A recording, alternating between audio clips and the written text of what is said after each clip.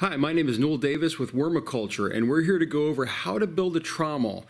I've built part of it. This is the first time I'm doing this, so you're gonna have to bear with me a little bit. I might not catch all the steps that I need to, but I'm gonna show you the parts I'm using right now to build it, as well as the finished product once I'm done, and what went into it, and how it's put together, okay? So I hope you enjoy. All right, let's go to the parts here now. So these are all the parts we're going to be using to build our trommel. Now what I have here is I have some boards here that are 8 feet long. That is an 8-foot 1 1/4 inch dowel. These boards right here are 1x3s. I have 3 of them. I might have bought too many, but I wanted to make sure that I had enough. That right there is a 2x8 inch board by 8 feet long. And then what I have here, and this is going to be the trommel part, is I bought some concrete tubing that is a 16-inch form, and then I cut it. As you can see right here, I actually cut these tubes, and this is, it's one tube, and then I actually have another piece somewhere in the basement here.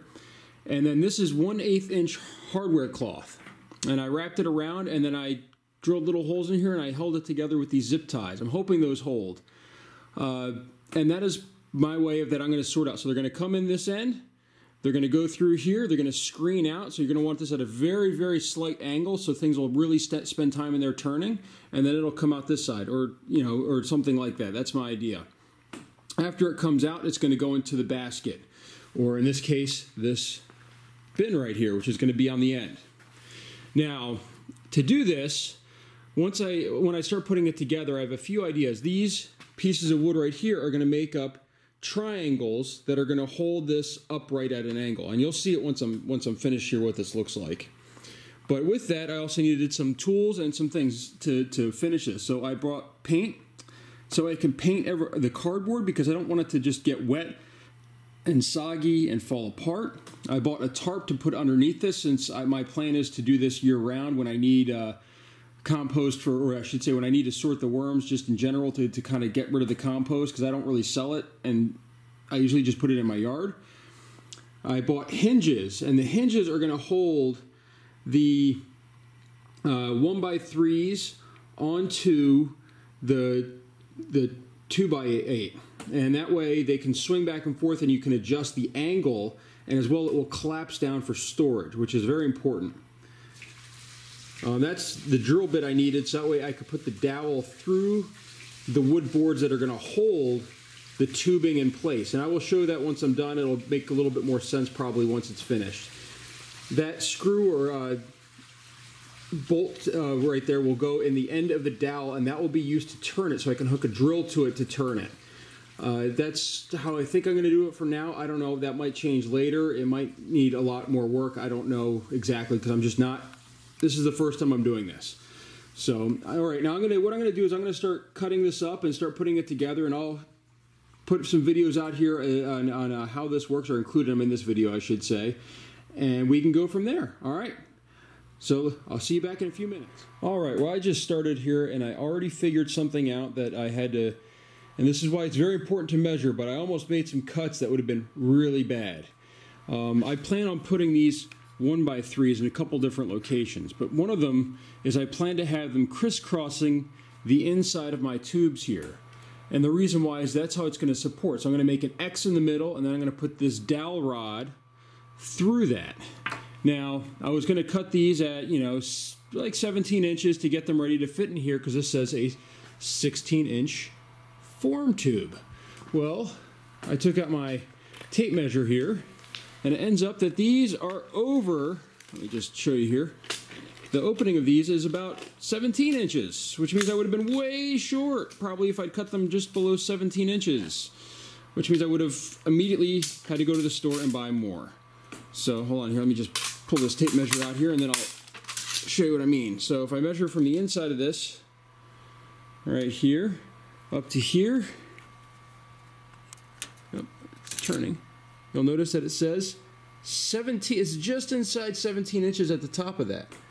So, it's one of those things where you really need to make sure you measure all of this. So what I'm probably going to do is I'm going to cut one of these boards, one of these 1x3s, at about 20 inches, and I'm going to cut 4 lengths. That way I can make an X. So I can come down one from the top, one from the side, and then I'm going to probably put screws in through each of these to hold it together. And that's how I'm going to get my dowel to go through the middle here, so I can hold this up and rotate it. And that's my plan on how to do this. So we'll see how this works. As I said, this is the first time I'm doing this. I'm not sure if this is going to be the best way to do it or just absolutely horrible, but you're going to follow along and find out. So, but that's the first thing I'm going to mention. Make sure you know what you're doing before you cut anything, because once you cut it, you can't take it back. So just a quick tip here, and hopefully next time I bring you in, I'll be a little bit further along than that. Okay, so we're back here, and I have the pieces now inside the tubing. So this is how it's going to look, and the dowel's going to go right through the center here is my plan. That one's a little loose, but what I'm going to do now is I'm going to hold these in place with some deck screws that I have left over, and I think these are 2-inch deck screws. I'm just going to drill right through here and into these wood boards to hold them in place. That way they can hopefully stay where they are. And there might be some air gaps in there. I might have to try to maybe fill those in with some caulking or something, because I wasn't exact with my cuts. I don't have the proper tools really to make curved cuts like this on the, for this tubing. But that's how it's going to look. And then the dowel's going to go right through the center here, and that's going to be what holds up my trommel, so that way it'll turn and hopefully it'll work. So we're going to keep going here. I'm about to put those screws in, and then I'm going to start probably working with the boards building the base, and hopefully we'll be able to paint this soon. Okay? All right. I'll keep you updated with the progress. All right, everybody, we're back. So we have drilled our holes here using our 1 1/4 inch bit. Now I used an impact driver because I found that I could not get within this area with my regular drill. So that is something that you might need to keep an eye on. If you put these in further like I did on the other side, it's really hard to get to these holes here with a regular drill driver. So I used my impact here because it was able to get in, and then I kind of kept it in the hole for a little bit to try to just make it a little bit larger, so that way everything would fit in there a little bit better. So, we'll see how this works. I've got my pole right here, so let's try. I'm going to do this on film here. I'm holding both, so don't.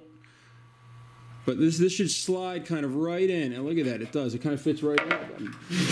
Something on the back end's blocking it, but look at that. See, it's sliding right through, and that's the way it should work. Let's just see here. Oh, stuck a little bit. All right. So we're getting back in there. So, but that's how it's going to work, and this is going to go through, and this is going to support this entire trommel here, and I'm going to show you how I'm going to also build the base out of these boards right here. So that's just a quick update, and I'll be back in a little bit. All right, everybody, here's another update. I want to show you that I made a mistake here. What I did is, I cut this off now so I can fix it, but this is the dowel rod going through, and if you can't tell, there's a massive crack going through it. I went to put the bolt in, which I've done this before, and I knew how to measure and make sure that I was actually drilling out a big enough hole.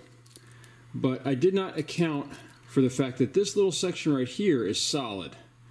So when I put it in, it was going in fine, got to here and boom, just cracked it right down.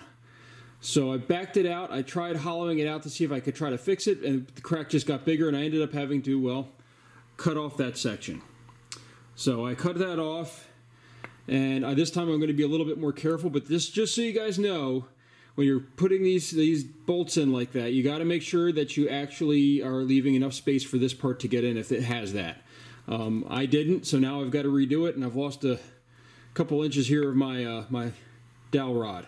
So just a quick update, and we'll see. We're really close here. This actually, I checked it out here. Let's just actually show you real quick. So this can turn just fine.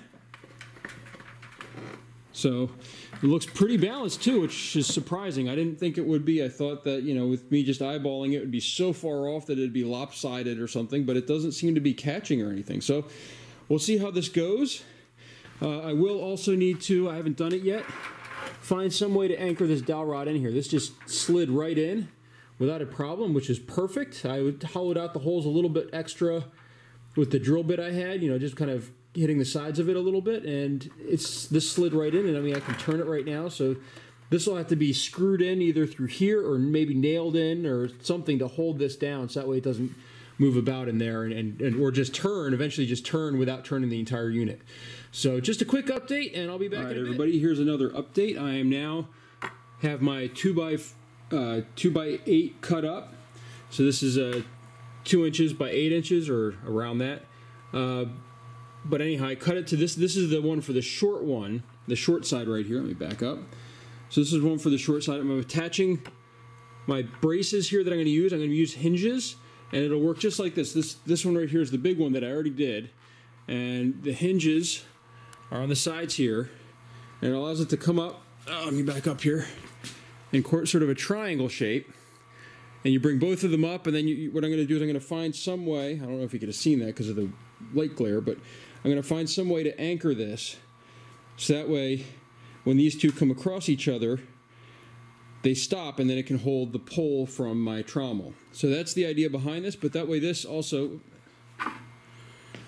shut this again, these fold flat for storage. That way it's not just some big massive thing that I have constantly hanging around in my basement. They're going to fold flat like this. The boards are the same size as the board underneath pretty much. They're, I think, like a half inch shorter or something like that. And that way, this is folded flat when I store it, and it makes it a lot easier to store. So that way, I don't have this huge thing that's taking up a lot of space or is just not necessary. So that's the reason why I designed it like this. I'll show you later how, once I'm finished with this one, I'm going to probably set it up, and then I'm going to start painting it, and then I'll show you how this will come apart and set up. All right. Here is what it's going to look like when it is complete. There's still a few things I need to do and maybe 1 or 2 things I need to figure out, but this is how it's going to look. So we have the triangle system here holding up this end, which is where the vermicompost is going to go in with the worms. It's going to go through the trommel while it's spinning, which, as you can see, it spins. Actually spins pretty well.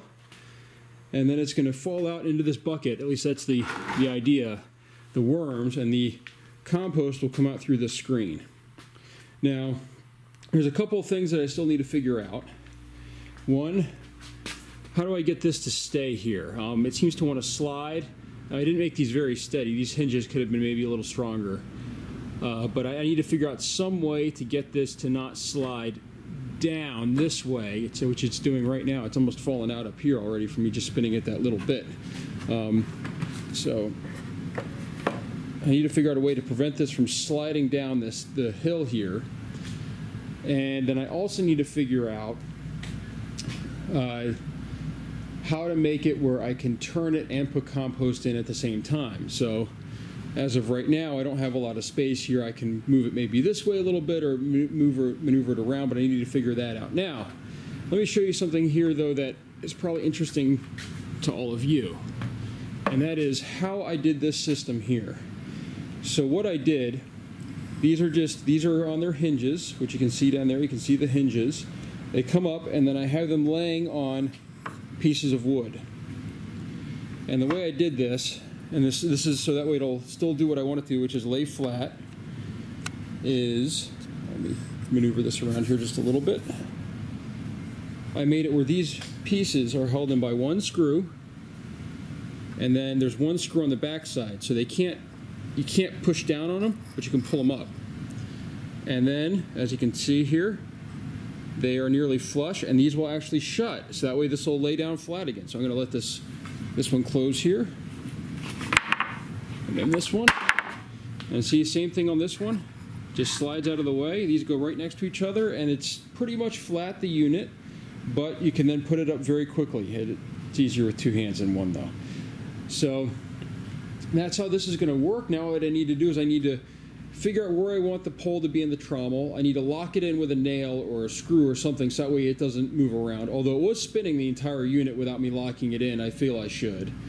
And then I need to figure out a way to kind of anchor this so that way it doesn't move around. These might need some weight on them to prevent these from shifting as well. I don't know if these down here will need that, but they might need a little bit of weight on them. And this might be more of a 2-person operation than a single person, but it's still something that was done for probably around $100 worth of parts, and including 1 or 2 things that most people would not have, even if you have tools such as a 1 1/4 inch bit and, you know, a few things like that. But overall, this wasn't as costly as I thought it would be, but it's a lot cheaper than the professional ones that are $2,000 to $3,000, $5,000 and very hard to find used. So, and much bigger than what I need. So, but that's where we are so far. All right, I finally reached it. I finally finished the trommel as much as I can, at least right now, and I can't test it because the paint's still a little bit tacky, but you know what? We're going to try and set it up so you can see how this works and how I went about setting up my trommel for this worm sorting. So here we go. This is the large side over here. As you can tell, it's nice and low, and what we're going to do is we're going to raise it up now. So you have boards raised like this. You're going to put out your little joints here, the little hinges, and those are going to grab. That creates a base. Now, as I said, this might need some sandbags or something on it to kind of hold it a little bit better. But then we're going to do the same thing on the other side.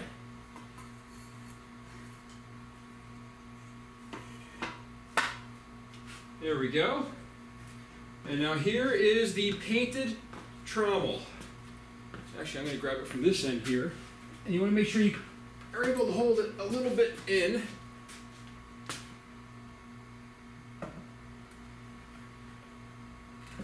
And this is approximately how it should go. Now I need to find a way to kind of hold this end in over here so that way it doesn't slide off. But this is about where you'd want it. You'd probably want to move this in a little bit more. But there we go, and this is, see, this board is a little bit bowed. And then it would rotate like this. And you want to rotate it nice and slow. So I don't know, I might eventually want to put a handle. Actually, the paint's still a little wet, so it's actually starting to come off of my hands a bit. But this is the finished product right here. And next video, I'm probably going to test this out. I'm going to let it probably dry for 24 hours or 48 hours, as it says, I think, on the can, which Rust-Oleum Professional there. And we'll see how this works. So I hope you enjoyed watching how to build a trommel. Now in the end, I might end up painting these also, but I thought I'd see if this angle works out. If not, if I might have to adjust something, or you know what needs to be done, because I don't want to. That's where these are. I had a bigger piece over there. It's sort of temporary. I want to see how this is working before I kind of permanently put everything in and paint it. Some closing notes for myself, and maybe for those of you that are going to build this, I would probably paint the entire trommel section before you put it together.